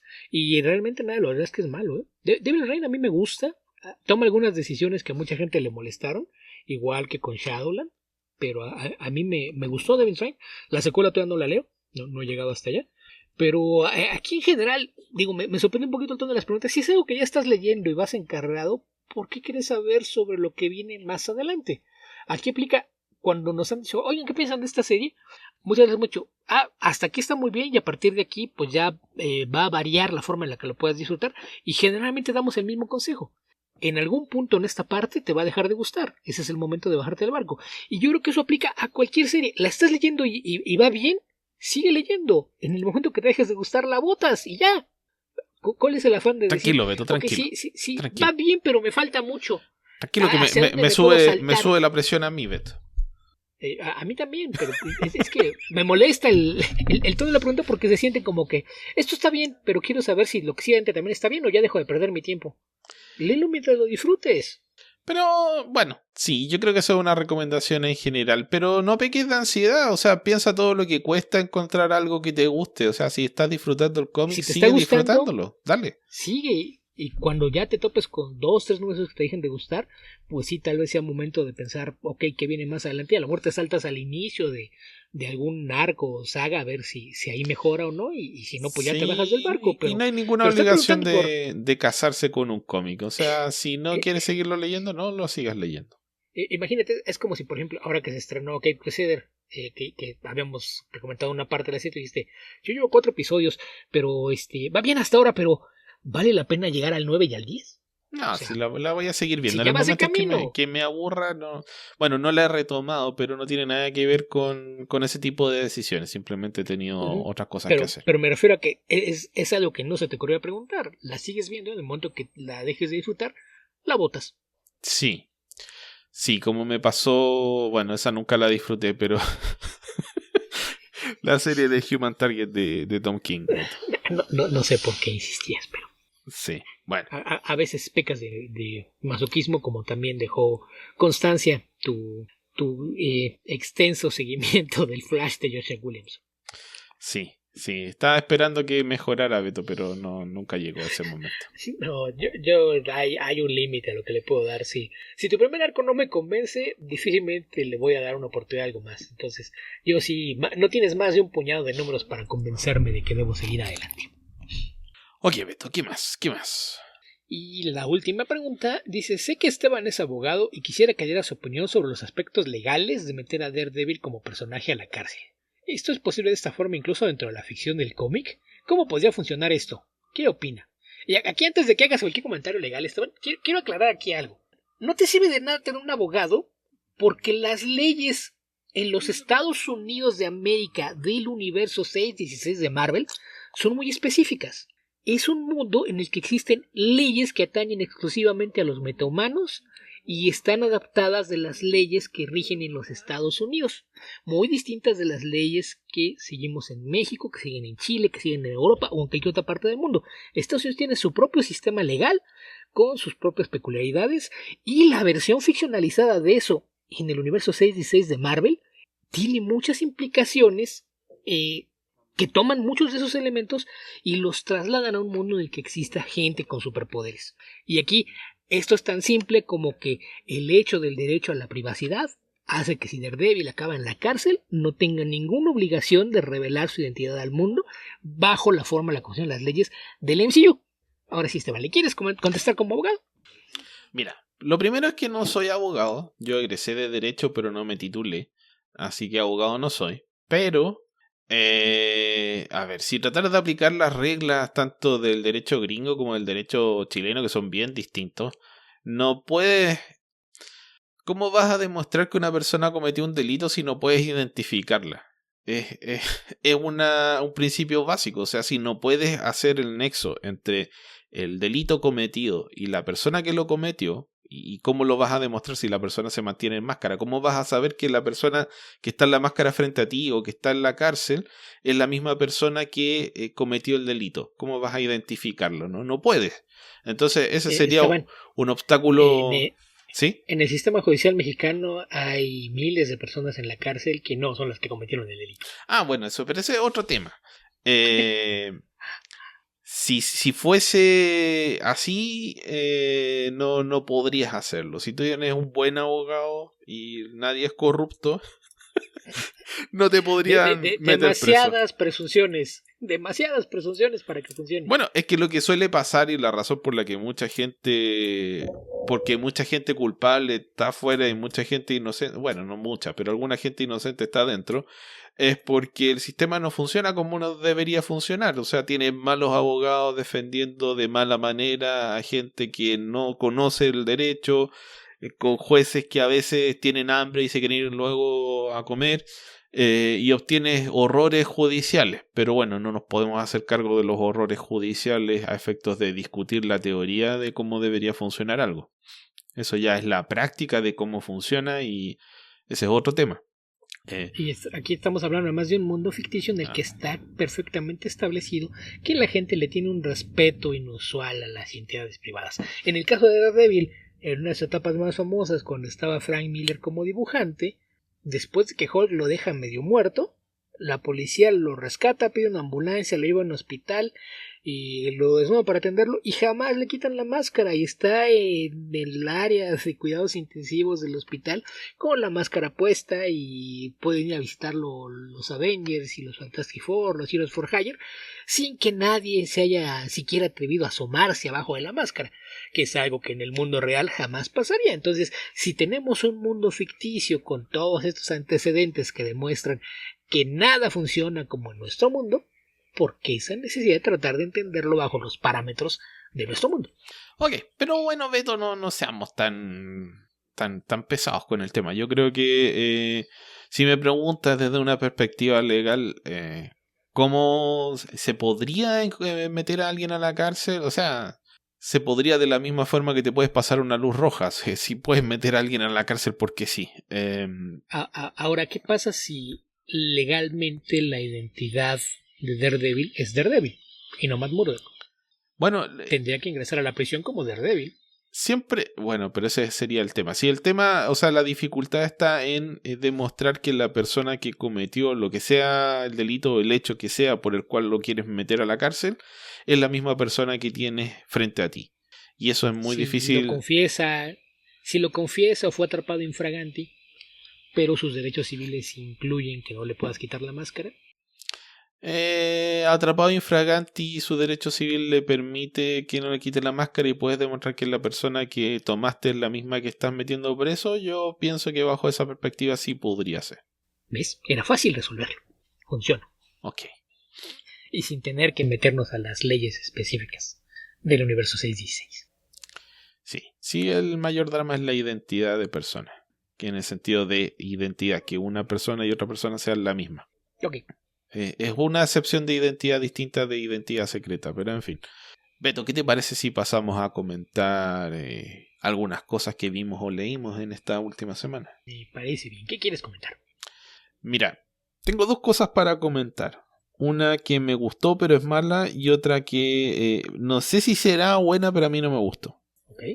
Entonces partamos por la que me gustó pero al parecer la opinión mayoritaria de los entendidos en la materia y del público es que es mala, que fue la película The Instigators, Los Incitadores, que se estrenó en Apple TV Plus, que lo estoy aprovechando en los últimos días de suscripción que me quedan, que es una película producida por Matt Damon y Ben Affleck y protagonizada por Matt Damon y Casey Affleck, el hermano de Ben Affleck.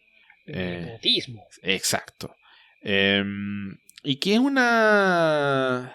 Tratando de entender por qué fue tan mal recibida, es una de estas películas medias inclasificables porque tiene elementos de muchos géneros distintos y es básicamente una comedia, drama de acción que tiene muchos tintes de crítica política, pero más bien muy genérica, muy general, no genérica, muy general.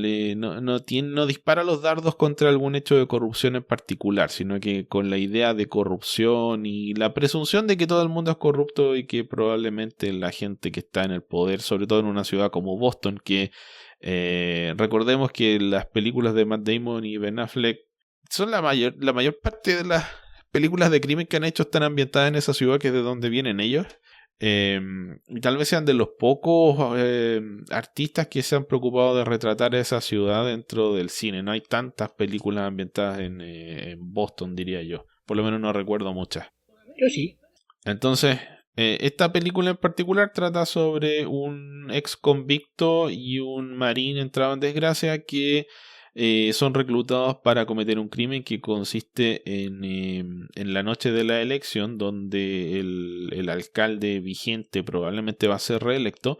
Él es muy corrupto y recibe sobornos durante toda la noche, que son las personas que compran su favor para obtener permisos para hacer negocios en la ciudad.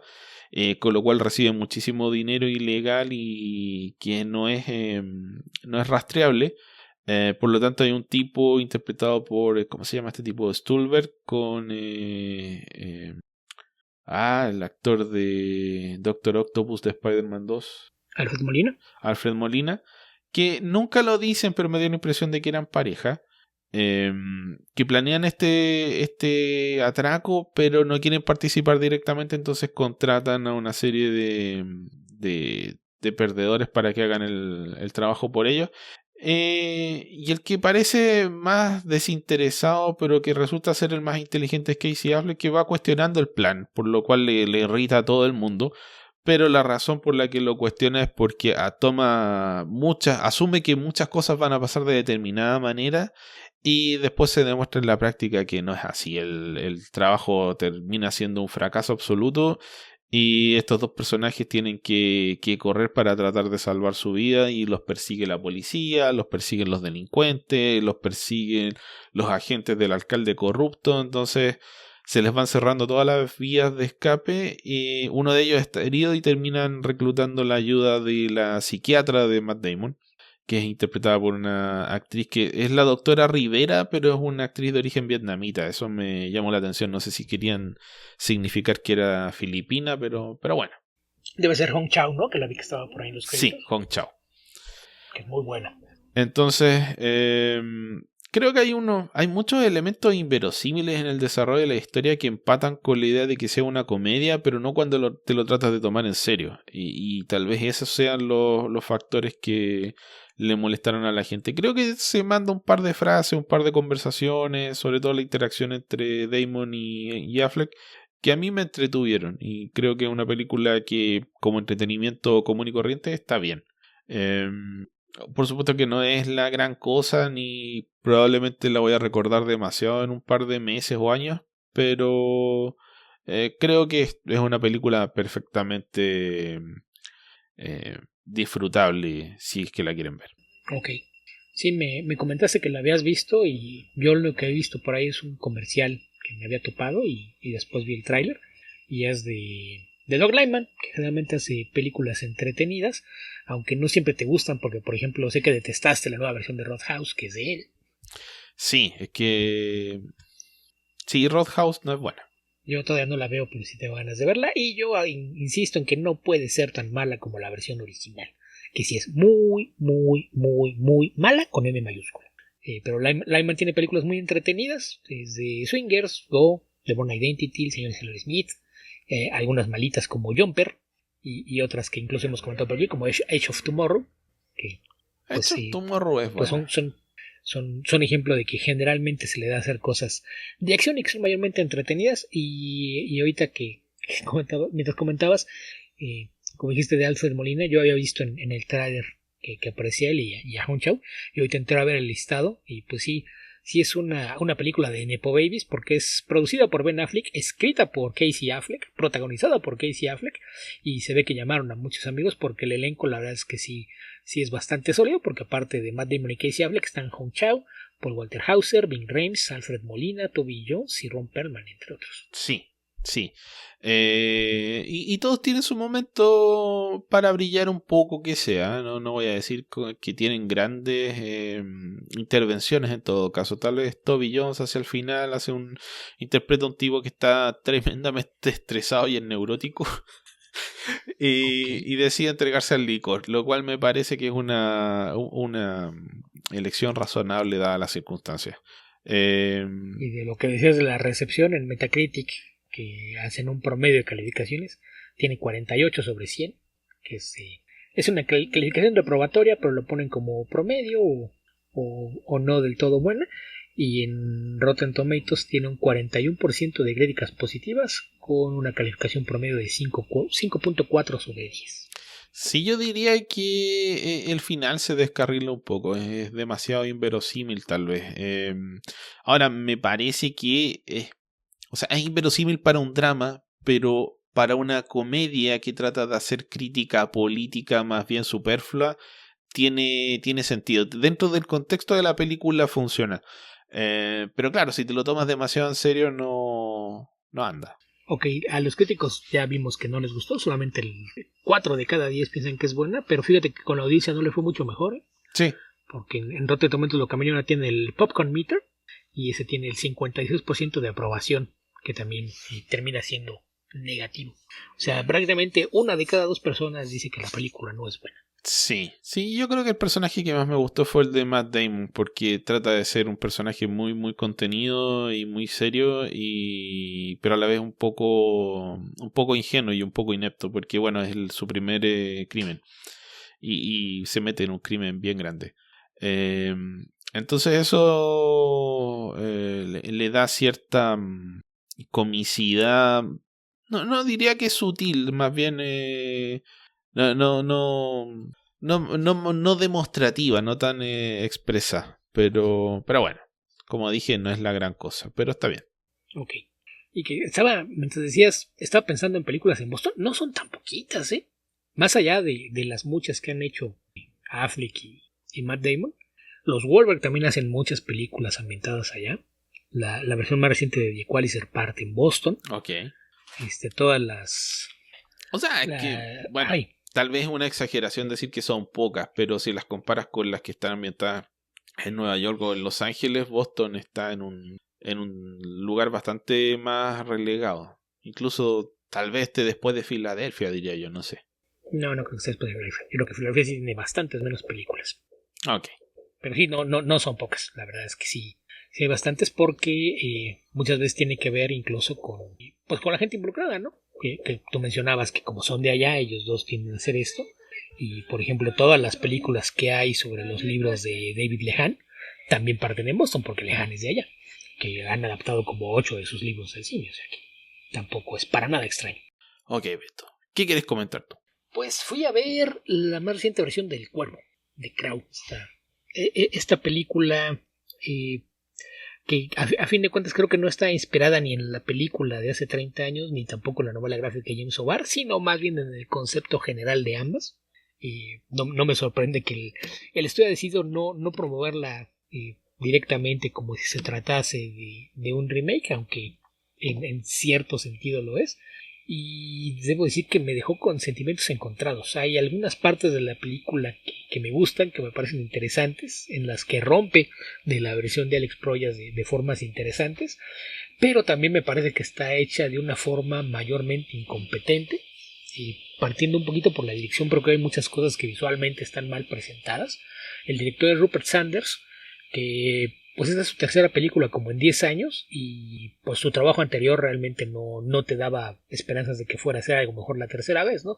Porque su debut como director se dio con Blancanieves y el Cazador, esta extraña adaptación del cuento de Blancanieves a historia de fantasía épica con Charlize Theron como villana, Kristen Stewart como Blancanieves y Jesse Hemsworth como el Cazador, y su película anterior a esta es la versión occidentalizada y muy criticada de Ghost in the Shell, esa que protagonizó Scarlett Johansson. Entonces, bajo esos antecedentes, pues realmente no había muchas expectativas de que fuera a ser algo interesante con la propiedad del Cuervo, y pues sí, la verdad es que la película tiene bastantes problemas, pero me dejó a mí bastantes cosas que me gustaron como para no considerarla mala, aunque sí, de ninguna forma me puedo atrever a decir que es una buena película, porque sí tiene demasiados problemas. Hay un problema con el guión, hay algunos diálogos que son de pena ajena, oye las conversaciones y dices, nadie estaba escuchando esto mientras lo grababa, nadie pensó en vamos a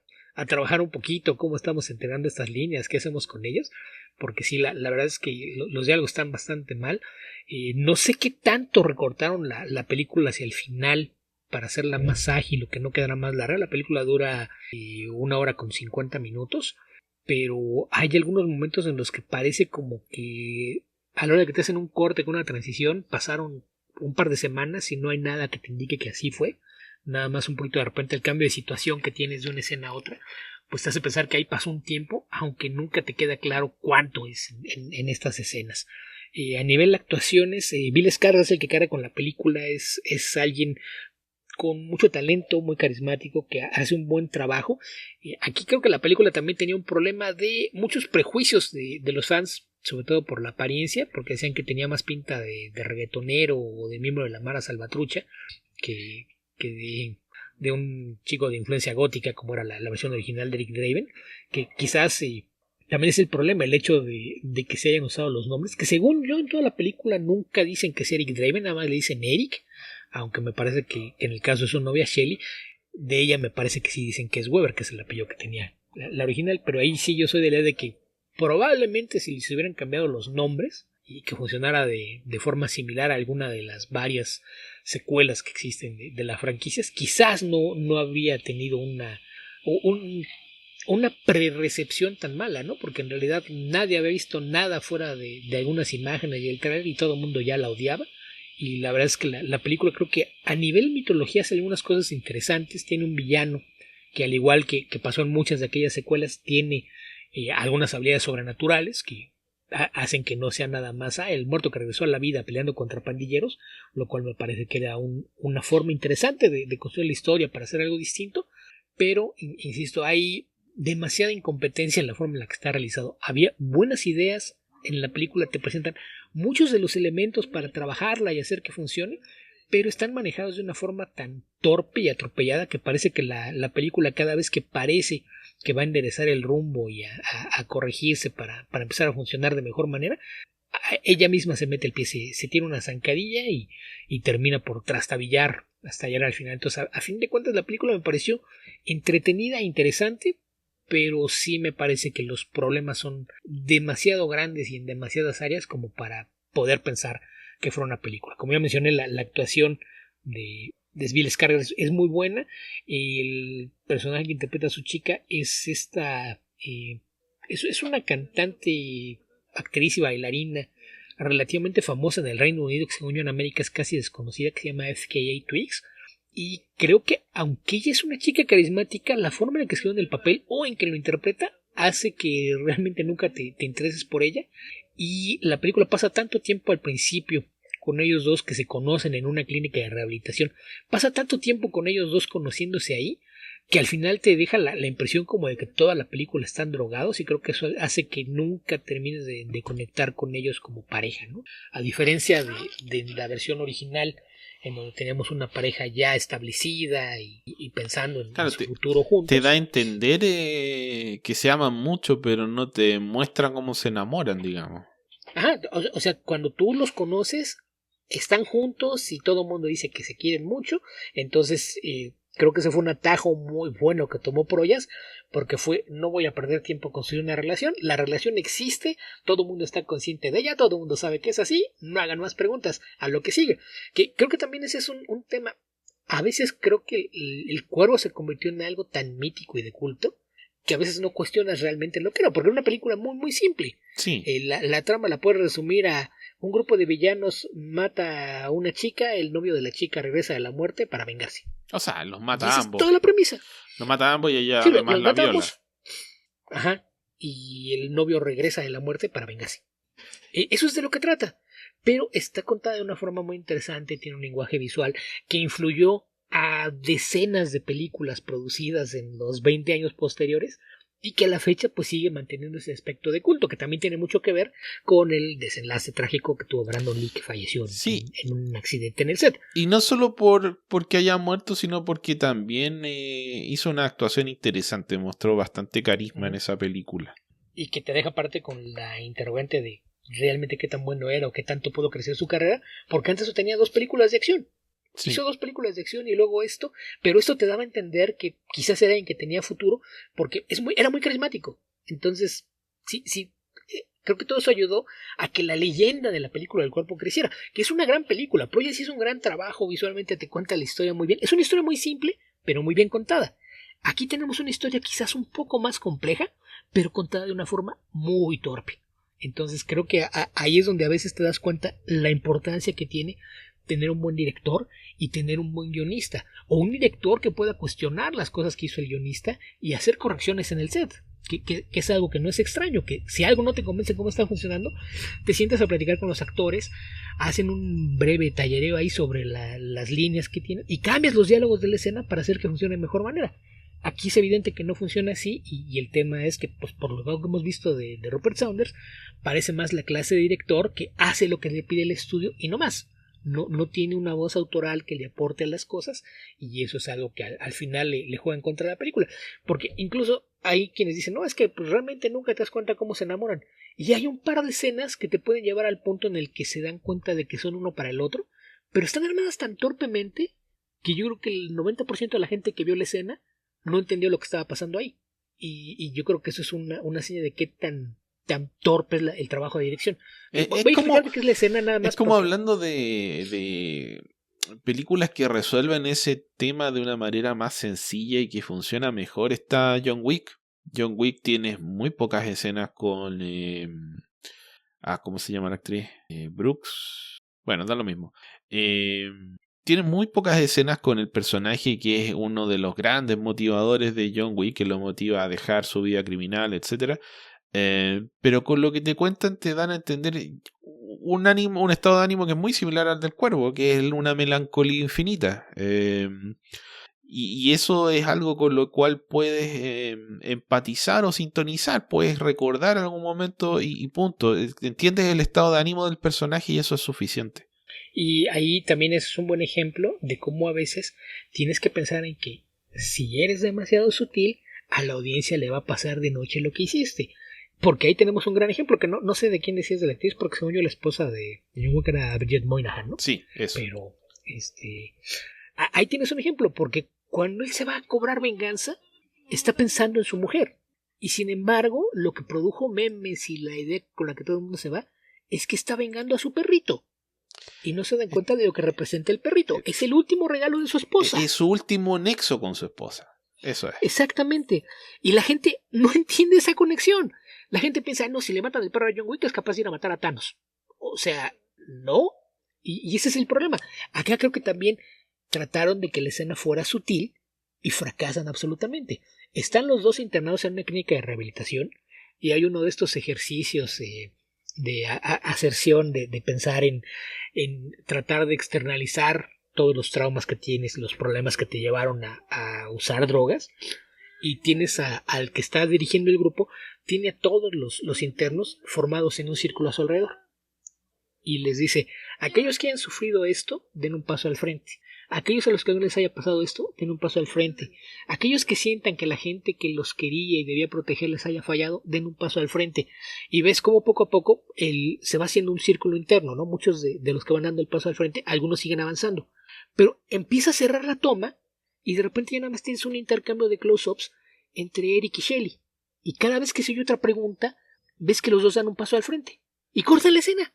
Y yo creo que si ahí hubieran hecho algo tan simple como abrir la toma y que te des cuenta de que los dos sean al centro del círculo, uno frente al otro, hubiese dejado sin duda cómo fue que nace su relación y no estar la gente pensando, no, pues nomás era calentura de dos drogadictos, que parece que es lo que está entendiendo mucha gente de la relación. Y Sí. no, está la información ahí, pero la presenta de una forma tan torpe en su intento de ser sutiles que la mayoría de la gente no la entendió. Entonces, sí he encontrado por ahí que la gran mayoría de las críticas son negativas, pero la gente que la defiende lo hace argumentando muchas cosas así por el estilo.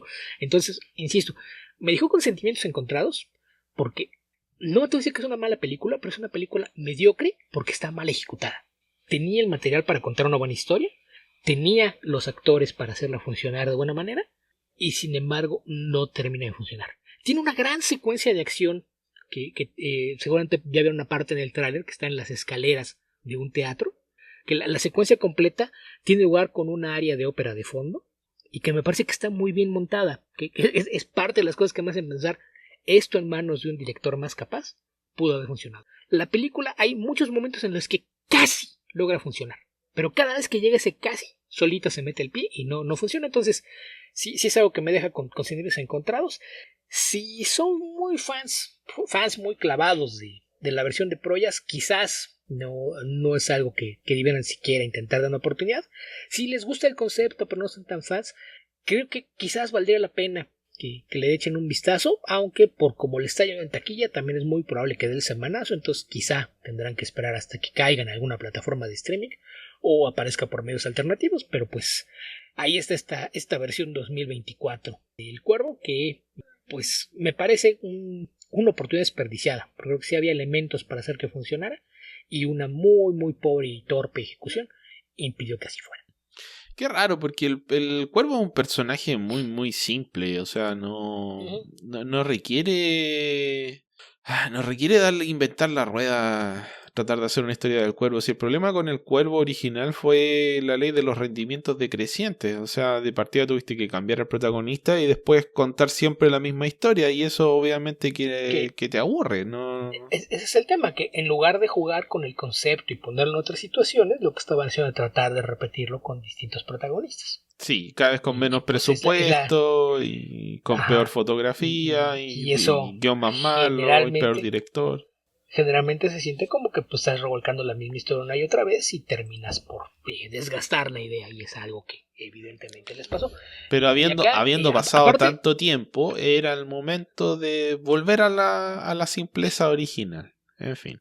Porque Sí. una de las Necesariamente razones hacerlo por las igual. que logras empatizar, bueno, de partida eran los 90, que era otra forma de pensar, pero una de las razones por las que logras empatizar es porque tienes una pareja que está pasando por un momento idílico, aspiracional de tu vida en pareja, que es tener esa dicha de la relación de pareja, un momento de felicidad absoluta que es Que, destruido por la violencia. Y después tú usas que esa eso también me violencia parece que para es la venganza. un tema bien importante. Hay un rango de edad en el que vas a conectar mucho más con la historia del cuerpo, Claro. que es de la parte final de la adolescencia hasta la joven adultez. Pongámoslo de los 14 a los 23, 24 años. Si en ese momento fue cuando viste el cuervo, logró conectar contigo de muchas formas, por esa idea aspiracional del romance y demás. Es el momento en el que vas a lograr conectar más con la pareja, y por muy simple que sea la historia, la forma en la que te la presentan, conecta contigo de alguna forma y hace que la disfrutes de una forma especial. Si la ves más grande, ya con más cinismo, lo que sea, no funciona. Si la ves más chico, cuando todavía no tienes ese interés por tener una relación de pareja, tampoco. Entonces, ese es un tema. Y con esta película, yo creo que el estudio estaba consciente de que la película no terminaba de cuajar, porque el estudio Lionsgate, por cierto, tomaron una decisión que a la larga es lo que les va a costar muchísimo dinero. No hubo funciones de prensa, no hubo gira promocional, no hubo junkets de prensa tampoco pues si van a mandar medios, vamos a tener aquí a los actores y al director para que vengan a hacer entrevistas y preguntas. No hubo nada de eso. La única promoción fueron 2 trailers y un spot de televisión. Nada más. Entonces, si estás tratando de hacer una película que atraiga jóvenes y no pusiste material suficiente para que la película fuera promovida en TikTok o en YouTube, ¿quién carajos esperabas que la fuera a ver? Entonces, hay muchas partes en las que los diálogos se ve que están hechos para impresionar a adolescentes. Hay una parte en donde Shelley lee un poema de Rimbaud, o algunos diálogos que se sienten como de pena ajena, pero es la clase de cosas que posiblemente un adolescente lo va a oír y va a decir, qué profundo. Pero los adolescentes no van a descubrir la película hasta que no llegue a las plataformas de streaming. Entonces, yo estoy convencido de que esta película va a generar una audiencia una vez que esté disponible, en donde la puedan ver los jóvenes que ni siquiera se enteraron de que iba a llegar al cine. Que además, la gran mayoría de ellos no saben qué es El Cuervo. No saben que en el 94 una película que causó revuelo y que a nuestra generación le dejó una marca especial. No lo Y saben. que es una película que, por lo menos como yo lo recuerdo, no fue un éxito inmediato, fue más bien una película de culto.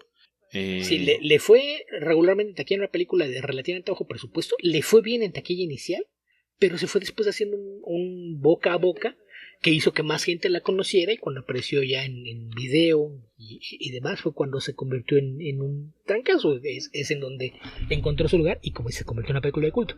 Yo creo que aquí va a pasar algo similar. Esto es un fracaso de taquilla ahorita, y dentro de, no sé, 5, 6, 8, 10 años te vas a encontrar con un montón de jóvenes que van a decir, es que yo no sabía que existía esa película y me gustó mucho. Pero el estudio cometió muchas decisiones equivocadas. Lo que te digo de que esta desconexión generacional, creo que mucha gente no entiende qué tan fuerte es en estos momentos.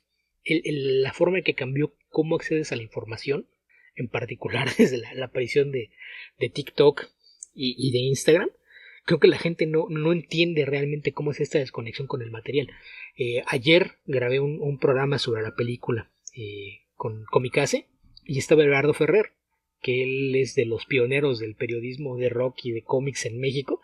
En los años 90 él fue a la función de prensa de la original, y esta vez fue a la función de prensa de esta nueva versión que en México sí hubo, que fue 2 días antes del estreno. Y cuando llegaron, como parte de lo que montó la distribuidora, tenían a unas adolescentes o unas chicas ahí jóvenes poniéndote un tatuaje de un cuervo, de estos tatuajes temporales que te podían poner en la mano o en el brazo, donde tú lo quisieras.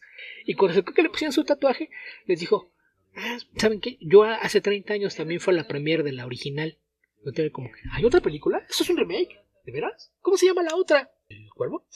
Sí, se llama igual. ¿Es mexicana? Entonces, el darte cuenta de que hay gente que no sabe que existía y no tiene por qué saberlo. Es cuando no entiendes por qué cuando haces un remake 30 años después decides que no quieres ofender a los fans viejos y limitas la publicidad que haces, cuando ese no era tu target. Esta es una película con la que estás tratando de apelar a jóvenes, tal y como hizo la versión original hace 30 años, y no dejaste que los jóvenes se enteraran de que existe. Entonces, yo creo que sí es algo que habría que haber un ejercicio de traducción de los estudios de cómo abordan una película y darse cuenta a qué público estás dirigido y cómo te vas a asegurar de que entienda que existe la película. ¿No quieres hacer funciones de prensa tradicional? Perfecto. Haz proyecciones en tus ciudades más grandes, en Los Ángeles, en Filadelfia, en Nueva York, en Boston, en Chicago. Invita influencers. Lleva youtubers y tiktokeros. Nada más. No invites a críticos de cine. Los críticos de cine le escriben a un público al que probablemente no le va a interesar ver una nueva versión del Cuervo. Los tiktokers, youtubers, instagramers apuntan a un público que es el que tú quieres llevar a tu película. No hagas una función de prensa tradicional. Invite influencers. Ellos son los que van a llevar el público que tú quieres tener en tu película. Pero no lo entendieron. Entonces, insisto, esta película va a encontrar su audiencia, pero le va a tomar un tiempo. Porque la gente que tenía que verlo a ver y que podía haberla disfrutado, ni siquiera se enteró de que existía. Bueno, qué lástima, Beto. Pero tal vez El Cuervo es un ejercicio de nostalgia que no va con los tiempos actuales, no sé. Yo encuentro que es como una versión más esotérica y más mística de lo que fue El Vengador Anónimo, por ejemplo, en los 70. Ejemplo. Pero digo, es que sí logra empatar con muchas de esas cosas. Es que yo creo que ese es un sentimiento que no se va, o sea, la gente siempre le va a tener miedo a la delincuencia y siempre va a ser afectada por la delincuencia, por la violencia en general, o sea, es un sentimiento que es fácil de... O sea, Batman es una víctima de la violencia y lo estamos leyendo desde 1939. Entonces, ¿cómo no va a funcionar? Pero es que de las cosas que digo que es extraño porque no entiendo cuáles eran las intenciones. La muerte de Eric Shelley es mucho más suave que la que vimos en la versión de Proyas. No es esa explosión de violencia que te impactaba de verdad. Es una escena relativamente fuerte, pero bastante recatada en lo que se refiere a nivel de violencia. Es una muerte hasta cierto punto pacífica, podríamos decir. No cambia el hecho de que es horrible que maten una pareja enamorada nada más por una situación que aquí ni siquiera tiene que ver con violencia random, sino que sí es algo más localizado que tiene que ver con que, insisto, la trama trata de ser más compleja, pero creo que lo aborda de una forma errada. Entonces, sí hay cosas raras porque piensas, ok, a lo mejor están pensando en no hacer algo tan gore, tratar de apelar a un mayor público al bajar el tono de la violencia, pero no va por ahí, porque en la escena que menciono del teatro, el nivel de gore es impactante. Aprovechas todo lo que te permiten hacer los efectos visuales, tanto de prostéticos como digitales hoy día, y es una escena impactantemente violenta. Entonces, no redujeron la violencia en la muerte de la pareja por esa razón. Entonces, sí me deja sentidos encontrados porque, insisto, creo que había material para hacer algo que resultase de mejor calidad y de alguna forma parece que se han saboteado ellos mismos. Y aún así, el producto que ofrecen tenía lo suficiente como para conectar con una audiencia, pero nunca halló el modo de hacer que esa audiencia se enterara de que la película existe. Entonces, oportunidad desperdiciada es la mejor forma de definirla. Ok. No voy a seguir hablando de una película que no he visto, Beto, pero de lo que comentas me surgen ideas. En fin. Lo otro que quería comentar es Avengers, Beto, de Jed McKay, que por fin comencé a leer la serie. Y tengo sentimientos encontrados. ¿Qué? Dijiste a John, ¿no? Yes. No, traté de decir Jed, pero tal vez se escuchó John. Bueno, esto parte con un especial que fue Timeless, donde aparece mi personaje favorito, el enemigo favorito de los Avengers que tengo, que siempre que aparece una historia de él, digo, wow, ahora sí que van a ver una buena historia de los Avengers. Kang. Esto no sé. Tal vez, bueno, esto se hizo cuando todavía la idea del universo cinematográfico Marvel era que Kang iba a ser el gran villano que venía. Así que creo que por ahí lo tomaron, pero Kang... Beto. En fin. Villano muy famoso para tener dos buenas historias. Sí. En fin.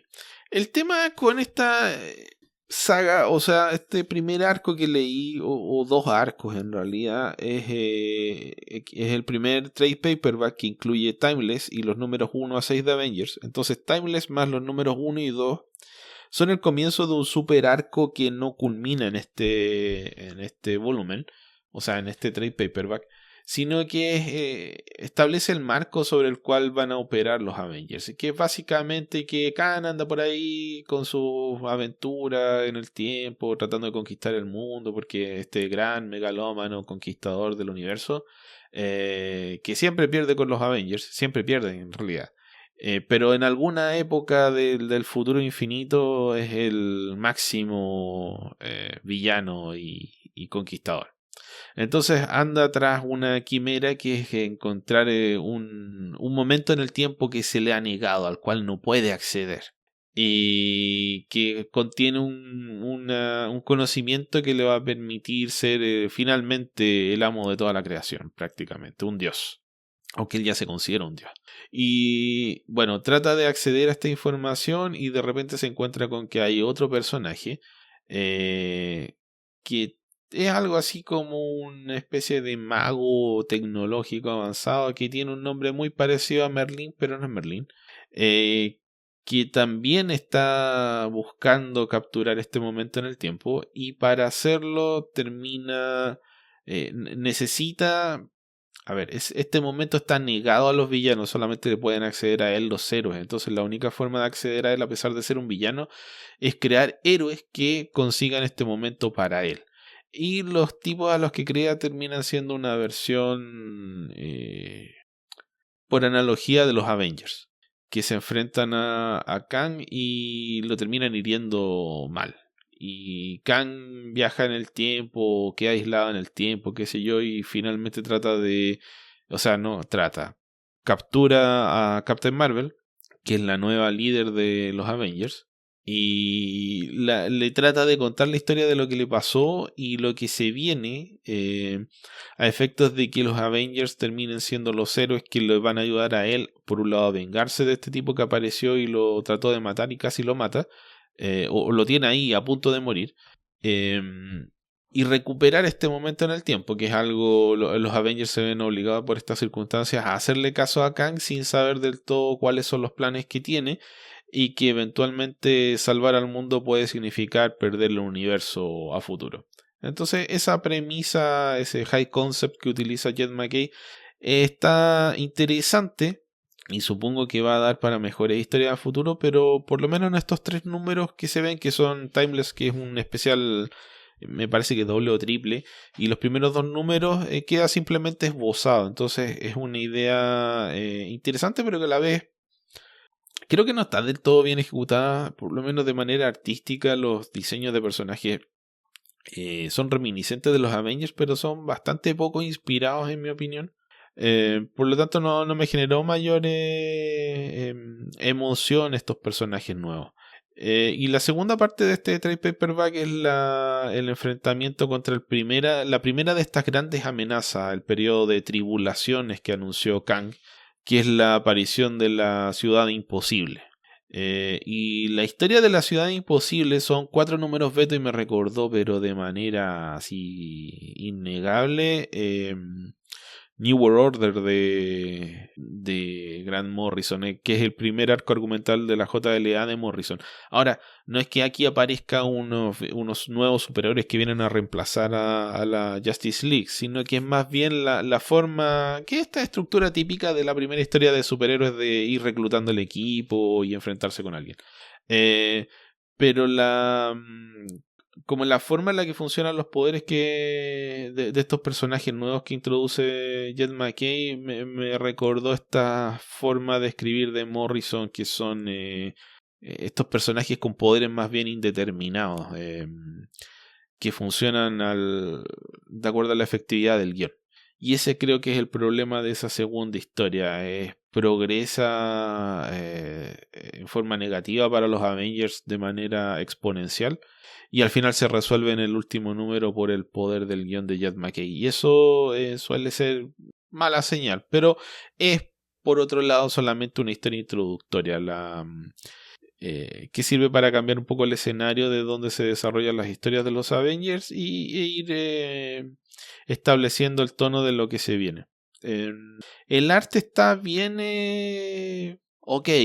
Me parece que para una revista que creo yo es una de las más importantes de la editorial, y contando con tantos artistas talentosos, creo que eligieron ahí tuvieron una selección de artistas que no es mala, pero tampoco son los grandes cañones de artillería que uno hubiese esperado para algo como esto. Especialmente Iván Fiorelli, que creo que es un artista competente, pero comparado con otros trabajos que he visto en esta serie está simplemente ok. Así que no me terminó de impresionar de la mejor manera. Es creo de lo menos interesante o menos llamativo que he leído de Jed McKay. Me parece una mezcla entre estilos narrativos como los de Hickman y los de Morrison. Es como que hubiese mezclado un poco esos enfoques, esa forma de escribir historias.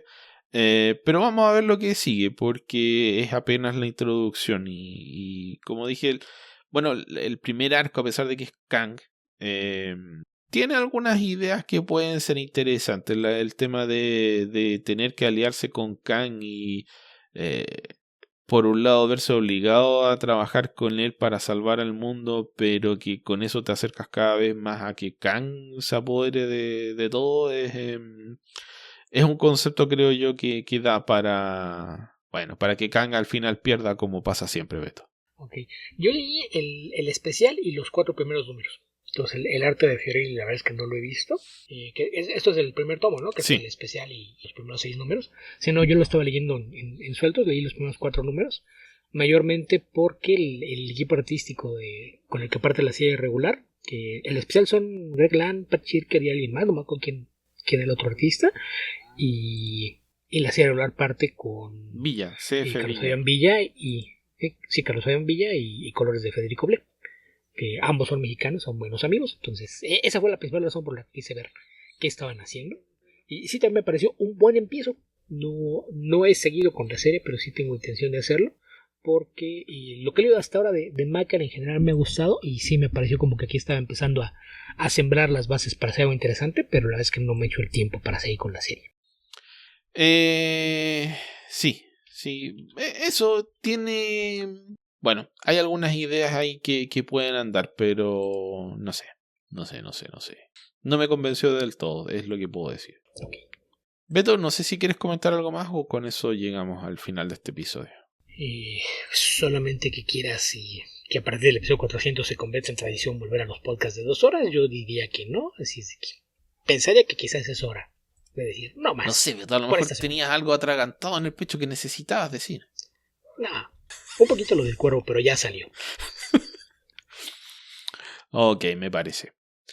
Muy bien, con esto estamos llegando al final de este episodio 401 del podcast de Comic Verso. Increíble, Beto, que ya estemos en el 401. Quizás cuánto nos demoremos en llegar al 500.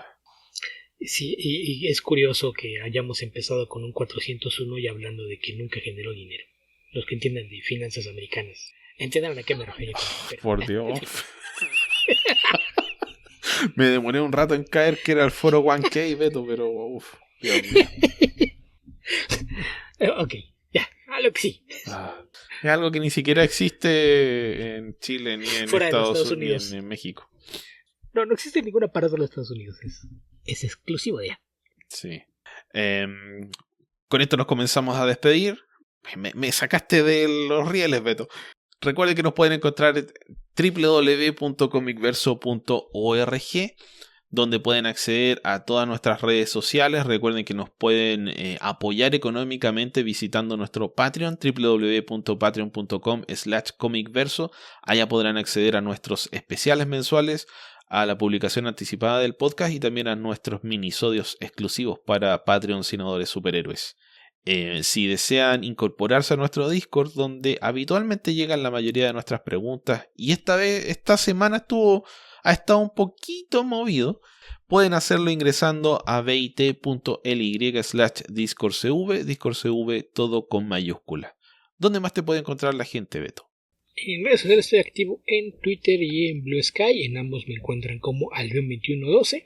Y más allá de eso tengo un blog que está en hogueralasnecesidades.blogspot.com y una página de Patreon que está en patreon.com/guiaficcionauta. Ficcionauta con X y Ya Ficcionauta, todo de corrido. Más allá de eso, colaboro de forma más o menos regular con nuestro amigo Héctor McCoy en su podcast Archivos Temporales. Y finalmente, después de algunos meses de ausencia, regresé al podcast Comicase, como ya mencioné, justamente para hablar de El Cuervo. Y eso pues es un episodio que apareció en YouTube originalmente, la transmisión en vivo, y hasta por ahí la repetición si la quieren ver. Y seguramente en estos días entre que grabamos y publicamos ya debe haber aparecido la versión editada para audio en Spotify del mismo. Qué bien, Beto, qué bien. Que te recibieron después de tantos Que les comentarios. hice el favor de regresar halagadores. después de tanto hacer cosas poco interesantes. Que aparte ¿Tuviste la deferencia de volver volver a comulgar con Sí. tus amigos de Comicase? Sí, y me enteré de que todavía no acaban de cubrir los malditos especiales de One Bad Day de los villanos de Batman. Ya, carajo, déjenos descansar. Déjenlo morir. Si no les interesaron lo suficiente para hablar de todos esos de corrido, tienen meses cubriéndolos de a poquito, de uno en otro. Es que ya, basta. tal vez la técnica de mayéutica exhaustiva que utiliza el Tobalo puede influir en que no terminen algunos temas. No lo sé, pero yo leí uno y no me gustó. ¿Cuál es el afán de seguir con ellos? No sé, habla ya con el gerente general, con el CEO. Es más divertido burlarme de que lo siga haciendo. Ok. Habitantes del futuro, donde sea que estén y cualquiera que sea el momento en el que estén escuchando este podcast, que tengan ustedes muy buenos días, muy buenas tardes o muy buenas noches. Cuídense mucho. Hasta la próxima.